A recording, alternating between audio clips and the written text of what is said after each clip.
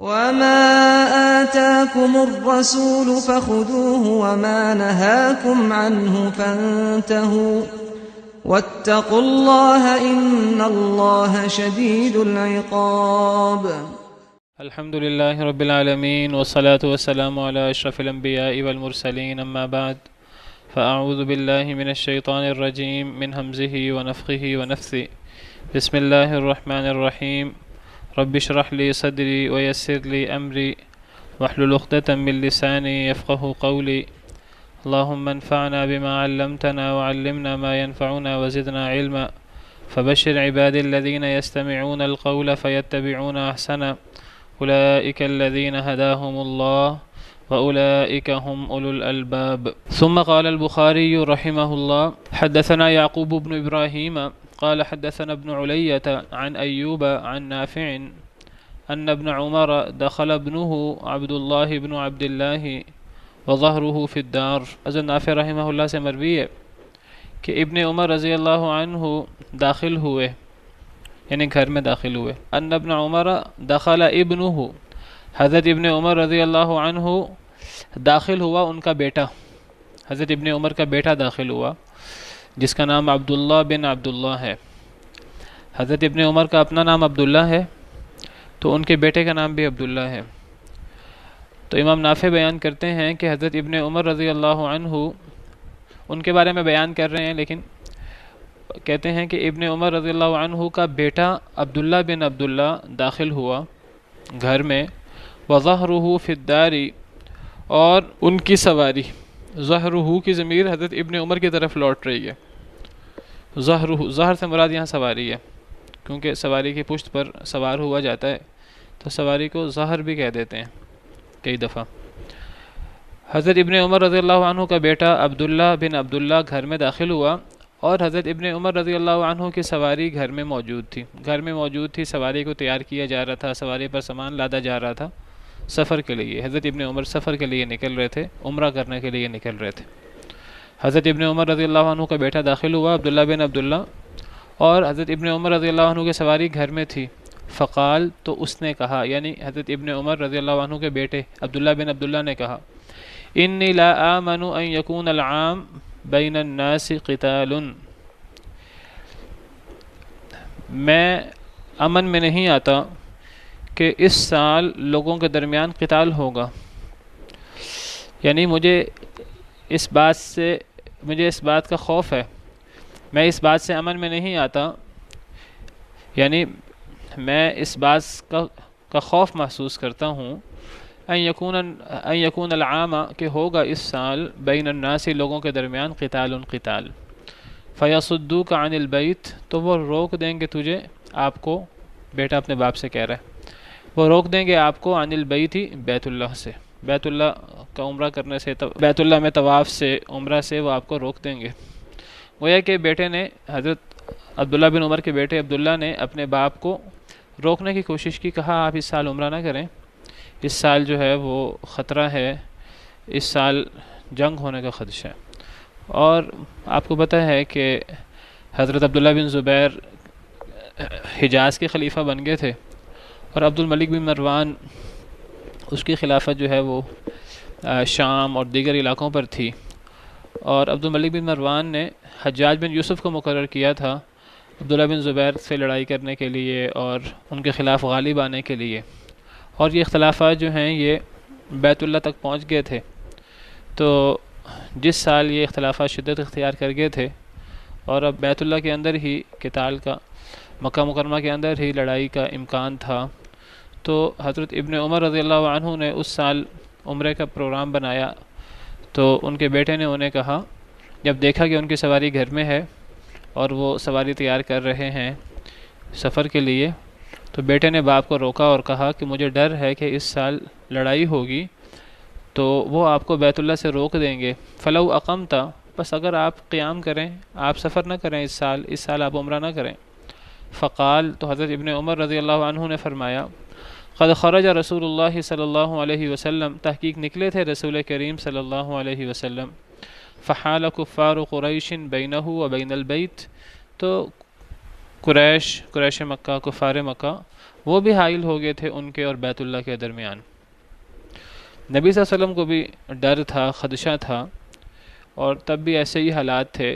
مسلمان ہجرت کر چکے تھے مدینہ منورہ کی طرف، اور کئی جنگیں ہو چکی تھیں، 3 جنگیں ہو چکی تھیں، جنگ بدر، جنگ احد، جنگ خندق۔ تو اب نبی صلی اللہ علیہ وسلم نے خواب دیکھا کہ میں بیت اللہ کا طواف کر رہا ہوں، آپ مسلمانوں کو لے کر طواف کرنے کے لیے بیت اللہ کا عمرہ کر رہا ہوں، تو آپ مسلمانوں کو لے کر نکلے عمرہ کرنے کے لیے، حالانکہ آپ کے دشمن موجود تھے۔ تو پھر قریش نے آپ کو عمرہ کرنے سے روک دیا تھا، اور پھر آپ کو پتہ ہے صلح حدیبیہ ہوئی تھی، اور پھر اگلے سال عمرۃ القضاء کا فیصلہ ہوا تھا۔ تو حضرت ابن عمر رضی اللہ عنہ کہنے لگے کہ اگر اس طرح کا خدشہ ہے، لڑائی کا خدشہ ہے، تو کوئی بات نہیں، فَإِنْ حِيلَ بَيْنِي وَبَيْنَهُ، اگر حائل ہوگے میرے اور اس کے درمیان، اگر لوگ حائل ہوگے میرے اور بیت اللہ کے درمیان، اگر میں بیت اللہ کا طواف نہ کر سکا، اگر میں عمرہ نہ کر سکا، افعلوا کما فعل رسول اللہ صلی اللہ علیہ وسلم، پھر میں وہی کروں گا جو رسول کریم صلی اللہ علیہ وسلم نے کیا تھا، مجھے میری نیت کا ثواب ملے گا، اور پھر میں وہی کروں گا جو اس موقع پر نبی صلی اللہ علیہ وسلم نے کیا تھا جب آپ کو قریش مکہ نے روک دیا تھا۔ کیا کیا تھا نبی صلی اللہ علیہ وسلم نے؟ کہ آپ نے وہاں جو قربانی ساتھ لے کے گئے تھے، آپ نے قربانی وہیں حلال کر لی تھی، وہیں ذبح کر لی تھی، اور پھر آپ واپس آ گئے تھے۔ تو میں بھی وہی کام کروں گا، اگر مجھے عمرہ نہ کرنے دیا گیا، پھر میں بھی نبی صلی اللہ علیہ وسلم کی سنت پر عمل کروں گا، اس سنت پر بھی عمل ہو جائے گا۔ لقد کان لکم فی رسول اللہ اسوۃ حسنہ، سیدنا ابن عمر رضی اللہ عنہ نے پھر قرآن کریم کی آیت بھی پڑھی، البتہ تحقیق ہے تمہارے لیے رسول اللہ میں صلی اللہ علیہ وسلم میں اسوہ حسنہ۔ ثم قال، پھر فرمایا ابن عمر رضی اللہ عنہ نے، اشہدکم، میں تمہیں گواہ بناتا ہوں، انی قد اوجبت مع عمرتی حجا، کہ بے شک میں نے واجب کر لیا ہے اپنے عمرہ کے ساتھ حج۔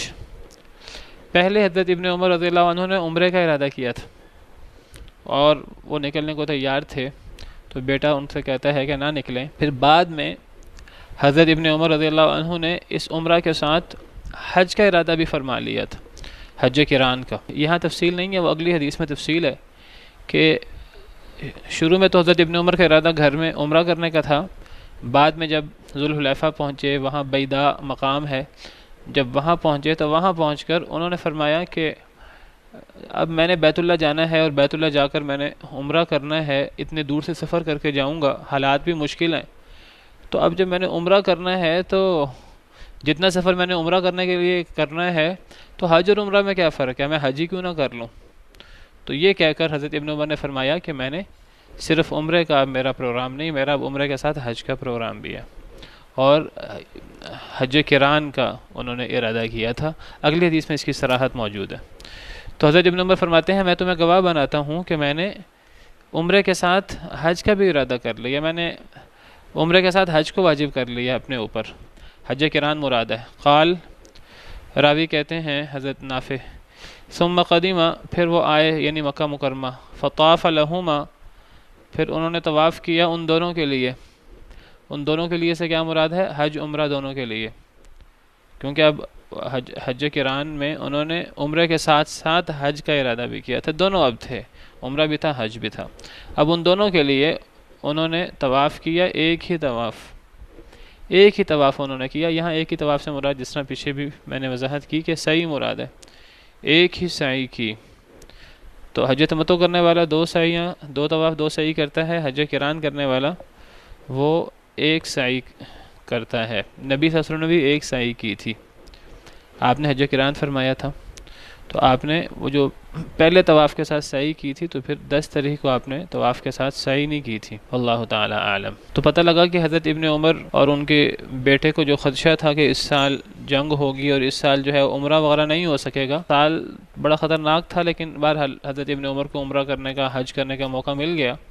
تو اس حج میں انہوں نے حج قران کیا، تو انہوں نے ایک ہی سعی کی، تو پتہ لگا کہ حج قران کرنے والا ایک سعی کرے گا۔ اس حدیث مبارکہ سے یہ بھی پتہ لگتا ہے، جیسے میں نے آپ کو ذکر کیا کہ یہ حضرت ابن عمر نے حج قران کیا تھا، حج تمتع ہوتا تب پھر 2 سعی ہوتی، 2 طواف ہوتے۔ اب حج قران تھا، اسی لیے امام بخاری نے باب بھی طواف القارن کا باندھا ہے۔ حج قران تھا تو حج قران میں ایک سعی کفایت کر جاتی ہے۔ اس سے یہ بھی پتہ لگا کہ حج تمتع کرنا ضروری نہیں ہے۔ بعض علماء کی رائے یہ ہے کہ جس کے پاس سواری نہ ہو اس کے لیے حج تمتع کرنا ضروری ہے۔ جس کے پاس سواری ہے اپنے شہر سے نکلتے ہوئے وہ تو حج قران کر سکتا ہے، جس کے پاس سواری نہ ہو اپنے شہر سے نکلتے ہوئے اس کے لیے حج تمتع کرنا لازمی ہے۔ حضرت ابن عباس رضی اللہ عنہ کی یہ رائے ہے کہ جس کے پاس سواری نہ ہو اپنے شہر سے نکلے تو پھر وہ حج تمتع کرنا لازمی ہے۔ اور وہ اس کی وجہ یہ بیان کرتے ہیں کہ نبی صلی اللہ علیہ وسلم نے جو لوگ اپنے ساتھ قربانی لائے تھے ان کو تو حج قران کرنے کا حکم دیا تھا، اور جو اپنے ساتھ قربانی نہیں لائے تھے ان کو آپ نے فرمایا تھا کہ وہ عمرہ کرنے کے بعد حلال ہو جائیں، عمرہ کرنے کے بعد حلال ہو جائیں، اور پھر وہ نئے سرے سے 8 تاریخ کو حج کا احرام باندھیں تو ان کا عمرہ الگ ہوگا، ان کا حج الگ ہوگا۔ تو یہ بات تو صحیح حدیث میں موجود ہے، صحیح بخاری وغیرہ کے حدیث میں، کہ نبی صلی اللہ علیہ وسلم نے ایسے ہی کیا تھا۔ صحابہ کرام کو آپ نے جو اپنے ساتھ قربانی نہیں لائے تھے ان کو آپ نے حج تمتع کرنے کا حکم دیا تھا، عمرہ کر کے حلال ہونے کا حکم دیا تھا۔ لیکن اب کیا یہ حکم آپ کا قیامت تک کے لیے ہے؟ قیامت تک کے لیے جس کے پاس قربانی نہیں ہے اپنے شہر سے نکلتے وقت، تو کیا وہ حج تمتع ہی کر سکتا ہے؟ حضرت ابن عباس کی رائے یہ تھی اس کے لیے حج تمتع کرنا ضروری ہے، لیکن دیگر علماء کی، حضرت ابن عمر وغیرہ کی رائے یہ تھی کہ وہ جو نبی صلی اللہ علیہ وسلم نے حکم دیا تھا جس سال آپ نے حج فرمایا تھا، اور اس سال جن کے پاس قربانی نہیں تھی ان کو آپ نے حج تمتع کرنے کا حکم دیا تھا، عمرہ سے حج کو بدلنے کا حکم دیا تھا، پہلے عمرہ کر لو بعد میں حج کرو۔ نیت انہوں نے جب کی تھی تو نیت انہوں نے حج اور عمرہ دونوں کی نیت کی تھی، لیکن آپ صلی اللہ علیہ وسلم نے ان سے فرمایا تھا کہ وہ حج کی نیت ختم کریں، صرف عمرہ کریں، عمرہ کر کے حلال ہوں، اور پھر 8 تاریخ کو حج کی نیت کریں۔ تو یہ جو آپ نے حکم دیا تھا صحابہ کرام کو، یہ صرف صحابہ کرام کے لیے خاص تھا۔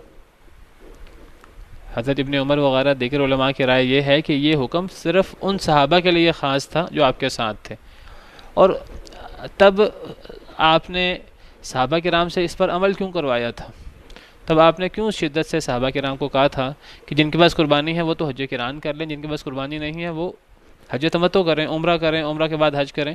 اس کی علت بھی علماء نے بیان کی ہے، میں نے پچھلے لیکچر میں بھی ذکر کی تھی کہ جاہلیت میں بھی لوگ حج کرتے تھے، تو جاہلیت میں وہ حج کے ایام میں عمرہ کرنے کو معیوب سمجھتے تھے۔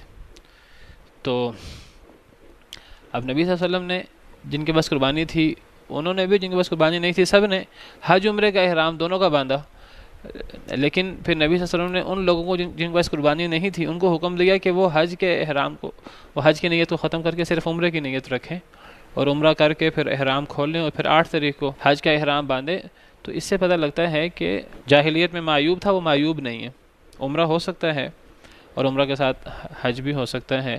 تو گویا کہ وہ جو آپ نے صحابہ کرام کو پابند کیا تھا، کئی صحابہ کرام بڑا جزبز ہوئے، ان کو یہ بات بڑی عجیب لگتی تھی صحابہ کرام کو کہ ہم حج کرنے آئے ہیں اور ہم مکہ مکرمہ میں پہنچ گئے ہیں، اور اب ہم نے عمرہ بھی کر لیا ہے، اب عمرہ کرنے کے بعد اب ہم حلال ہو جائیں، اور حلال ہونے کے بعد ہم مکمل حلال ہوں، ایک انسان اپنی بیوی کے پاس بھی جا سکے، اس پر احرام کی پابندیاں بھی نہ ہوں۔ بعض صحابہ کرام نے اس کو بڑا عجیب محسوس کیا، پھر نبی صلی اللہ علیہ وسلم نے انہیں بار بار تاکید کی کہ تم حلال ہو گئے ہو، پھر صحابہ کرام نبی صلی اللہ علیہ وسلم کے حکم کو تو مانتے تھے، پھر انہوں نے اس کو تسلیم کیا، ورنہ ان کو بڑا عجیب لگا شروع میں۔ تو گویا کہ یہ حکم صحابہ کرام کے لیے خاص تھا۔ کیا حکم خاص تھا؟ حج تمتع کرنا خاص نہیں تھا۔ حج تمتع تو قیامت تک کے لیے مسنون ہو گیا کہ حج تمتع ہو سکتا ہے۔ یہ جو آپ نے جو قربانی نہیں لائے تھے ان کو آپ نے حج تمتع کرنے کا پابند کیا تھا، یہ چیز صحابہ کرام کے لیے خاص تھی۔ آج ہم اس بات کے پابند نہیں ہیں کہ اگر ہمارے پاس قربانی نہیں ہے شہر سے نکلتے وقت تو ہم حج تمتع ہی کریں، آج ہم اس کے پابند نہیں ہیں۔ حج تمتع آج بھی ہو سکتا ہے۔ حج تمتع جو آپ نے صحابہ کرام کو کرنے کا حکم دیا، وہ حج تمتع تو قیامت تک کے لیے طے ہو گیا کہ حج تمتع بھی حج کا ایک طریقہ کار ہے اور افضل طریقہ کار ہے، کیونکہ نبی صلی اللہ علیہ وسلم نے فرمایا تھا لو استقبلت امری ما استدبرت، اگر مجھے پہلے علم ہو جاتا تو میں پھر اس طرح نہ کرتا، میں بھی حج تمتع ہی کرتا، میں بھی ساتھ قربانی نہ لاتا اور میں بھی حج تمتع کرتا۔ تو حج تمتع ہی افضل ہے، اور لیکن حج تمتع کرنا لازمی نہیں ہے جس کے پاس قربانی نہ ہو۔ حضرت ابن عباس اس کو لازمی سمجھتے تھے۔ اس کا لازمی ہونا جو آپ نے صحابہ کرام کو 10 ہجری کو جب آپ نے حج فرمایا، آپ نے صحابہ کرام کو پابند کیا جو قربانی نہیں لائے کہ وہ حج تمتع کریں، یہ چیز صحابہ کرام کے ساتھ خاص ہے۔ آج حج تمتع کرنا لازمی نہیں ہے امت کے لیے. جس کے پاس قربانی نہیں ہے وہ حج قران بھی کر سکتا ہے, حج افراد بھی کر سکتا ہے. تو حضرت ابن عمر رضی اللہ عنہ یہاں اب ذکر نہیں ہے اس حدیث میں ان کے پاس قربانی تھی کہ نہیں تھی, وہ اگلی حدیث میں ذکر ہے, اسی ابھی ہم پڑھیں گے. اس حدیث میں ذکر ہے کہ قربانی بھی انہوں نے آگے جا کے خریدی تھی, قربانی انہوں نے مکہ مکرمہ کے قریب جا کے خریدی تھی. تو حضرت ابن عمر کے پاس قربانی بھی نہیں تھی. قربانی نہ ہونے کے باوجود حضرت ابن عمر نے کس چیز کا احرام باندھا؟ پہلے ان کا ارادہ عمرے کا تھا گھر میں. جب وہ بیدا نامی مقام پر پہنچے ہیں, ہم پیچھے پڑھ چکے ہیں بیدا کے بارے میں. بیدا یہ ذوالحلیفہ کے ساتھ ہے, ذوالحلیفہ جو میقات ہے مدینہ والوں کا, یہ اس کے قریب ہے. تو بیدا نامی مقام پر جا کے حضرت ابن عمر رضی اللہ عنہ نے عمرہ والی نیت چینج کر کے حج قران کی نیت کر لی تھی. تو اس سے پتہ لگا کہ حج تمتع کرنا, جس کے پاس قربانی نہ ہو اس کے لیے حج تمتع کرنا لازمی نہیں ہے. حج تمتع بھی کر سکتا ہے, حج قران بھی کر سکتا ہے. حضرت ابن عمر نے حج قران کیا تھا, اسی لیے انہوں نے ایک صحیح کی تھی. جی, اب جو قربانی لائے تھے باقاعدہ ان احادیث میں صراحت ہے, جو قربانی لائے ہیں تو وہ ہے اس میں بھی عمرہ اور حج دونوں ہیں, لیکن اس میں عمرہ کرنے کے بعد احرام نہیں کھلے گا, حلال نہیں ہوں گے, احرام برقرار رکھیں گے. اس سال تعلق تھا لیکن اب آئندہ تعلق نہیں ہے باقاعدہ. یعنی یہ حضرت ابو ذر رضی اللہ عنہ سے مروی ہے کہ حضرت ابو ذر فرماتے ہیں کہ یہ چیز جو ہے یہ ہمارے لیے خاص تھی. بعض احادیث میں ہے کہ حضرت ابو ذر فرماتے ہیں کہ یہ جو آپ نے صحابہ کرام کو حکم دیا تھا یہ ہمارے لیے خاص تھا حکم, آئندہ کے لیے یہ اب لازمی نہیں ہے. یہ بات ان کے لیے لازمی کیا. کئی صحابہ کرام جزبز بھی ہوئے لیکن آپ نے ان کو پابند کیا کہ وہ حج تمتع کریں. جی, اصل طریقہ کار تو یہ ہے کہ قران میں حج کرنے والا اپنے شہر سے قربانی ساتھ لاتا ہے. پرانے زمانے میں جب جو بھی لوگ حج کرتے تھے, حالانکہ ہم کہتے ہیں کہ آج یہ چیزیں ممکن نہیں رہیں, حالانکہ اس زمانے میں یہ چیزیں زیادہ ممکن نہیں تھیں. آج تو انسان جو ہے وہ گاڑی وغیرہ پر اور ایسی چیزوں پر سفر کر لیتا ہے. اس زمانے میں تو سارا سفر پیدل ہوتا تھا, لیکن اس کے باوجود لوگ جو ہیں وہ ساتھ قربانی ساتھ لے کے چلتے تھے. اور قربانی کا حج کے اندر بلکہ عمرہ کے اندر بھی ایک تعلق ہے. نبی صلی اللہ علیہ وسلم جب عمرہ کرنے کے لیے تشریف لے کے گئے صلح حدیبیہ کے موقع پر, تب بھی آپ ساتھ قربانی لے کے گئے تھے. قربانی کو ساتھ لے کر جانا یہ اس کا حج کے ساتھ حج عمرہ کے ساتھ ایک خاص تعلق ہے اور یہ ایک نیکی ہے خاص. تو بہتر تو یہی ہے کہ قربانی ساتھ لے کے جائی جائے. باقی اگر تب حج قران ہوگا, لیکن اگر کوئی بندہ ساتھ قربانی نہیں لے کے جاتا لیکن نیت کر لیتا ہے تو علماء نے اس کی اجازت دی ہے کہ نیت سے بھی حج قران ہو. قربانی کی نیت میقات سے گزرتے ہوئے حج قران کی نیت کر لے تو اس کی اجازت موجود ہے. آج یہ لازمی نہیں ہے کہ جو قربانی ساتھ نہ لے کے جائے تو وہ اب اس کے لیے حج تمتع کرنا ہی لازمی ہے. یہ لازمی نہیں ہے. یہی حضرت ابن عباس, حضرت ابن عمر رضی اللہ عنہما, ان دونوں میں بھی اس رائے کا اختلاف موجود ہے. حضرت ابن عباس سمجھتے تھے کہ حج تمتع کرنا لازمی ہے جس کے پاس قربانی نہیں ہے, لیکن حضرت ابن عمر رضی اللہ عنہ نے حج قران کیا ہے, حالانکہ قربانی آپ نے درمیان سے لی تھی. ابھی ہم پڑھیں گے اگلی حدیث میں. واللہ تعالی عالم. یعنی آپ یہ کہہ رہی ہیں کہ حج تمتع ہوتا ہی نہ بھی, حج تمتع تھا تو نبی صلی اللہ علیہ وسلم نے حکم دیا, اور نبی صلی اللہ علیہ وسلم نے یہ فرمایا کہ اگر مجھے پہلے پتہ ہوتا کہ حج تمتع افضل ہے تو میں بھی یہی کرتا. بعض احادیث میں ہے کہ میں قربانی ساتھ نہ لاتا, حدیث مبارکہ میں موجود ہے لو استقبلت امری ما استدبرت لما سقت الہدیہ. تو حج تمتع باقاعدہ جو ہے یہ ایک یہ افضل حج ہے. اور تو لیکن آپ کو اس کا شروع میں نہیں پتہ تھا.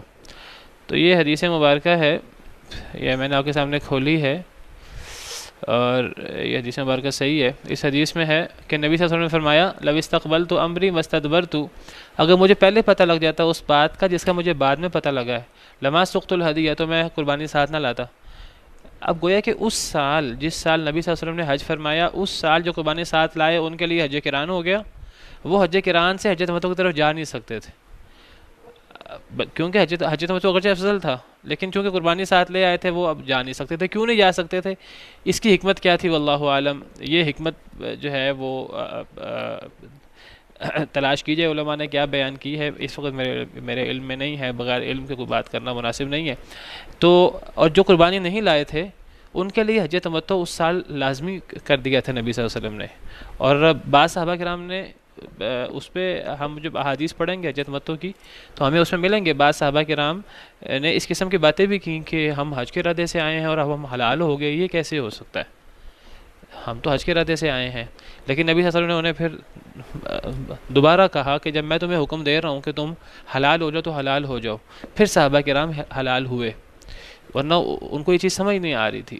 تو جس سال نبی صلی اللہ علیہ وسلم نے حج کیا اس سال تو جو قربانی لایا اس کے لیے حج قران تھا، جو قربانی نہیں لایا اس کے لیے حج تمتع طے کر دیا گیا۔ لیکن اس سے یہ تو ثابت ہو گیا کہ حج تمتع تا قیامت موجود ہے۔ حضرت عمر نے اپنے دور میں حج تمتع پر پابندی لگا دی جی، حضرت عمر کے ذہن میں کوئی اور وجہ تھی حج تمتع پر پابندی لگانے کی، وہ بھی موجود ہے احادیث مبارکہ میں۔ ان کا خیال یہ تھا، انہوں نے صرف حج تمتع پہ نہیں، وہ حج کے ساتھ عمرہ کرنا، چاہے وہ حج تمتع کی صورت میں ہو، زیادہ تر یہ حج تمتع کی صورت میں بہت نمایاں ہے، بہت ظاہر ہے۔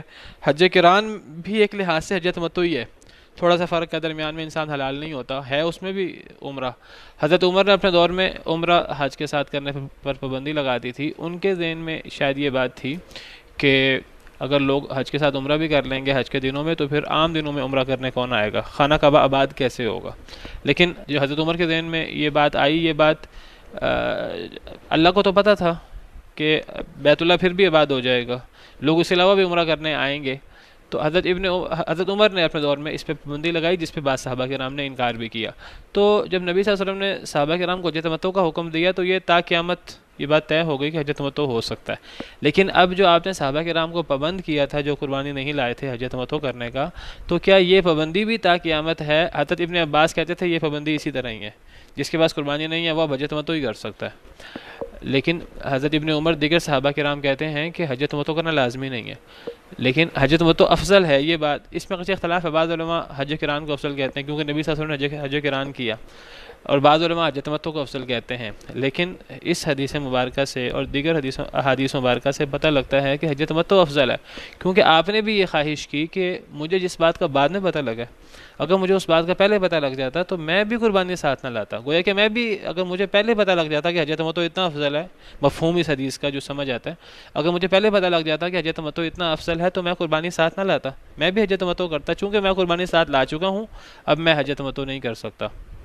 تو اس سے پتہ لگا کہ اس سال جو قربانی لائے تھے وہ تو حج قران کر رہے تھے، جو قربانی نہیں لائے تھے ان کے لیے حج تمتع کرنا لازمی تھا۔